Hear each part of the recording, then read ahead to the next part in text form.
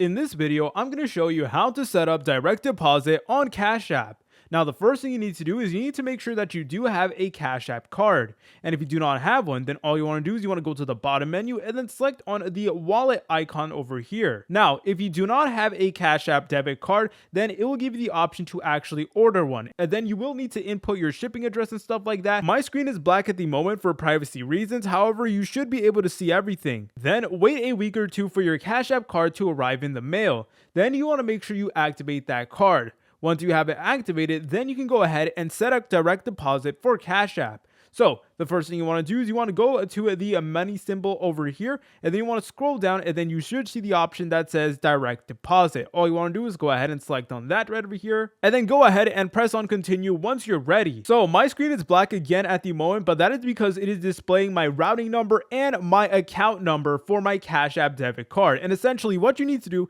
is you need to give these numbers to your employer and then tell them to actually use those whenever they do pay you. And then it will directly deposit your money into Cash App, and specifically it will be in your Cash App debit card account. Alternatively, you guys have the option to find your employer from the Cash App itself. So all you want to do is go ahead and scroll down and then go ahead and press on get started. All right guys, you should be able to see my screen again, but anyways, the next thing you want to do is you want to go ahead and look for your employer. So if you work for any of these companies, then you should be able to actually do it without like contacting an employer or anything like that. So for example, if you work at DoorDash, you should be good to go. If you don't see your employer, I suggest you go to the search bar and then manually try looking for it. But anyways guys, if you do see your employer, all you want to do is go ahead and select on the one that you get paid by.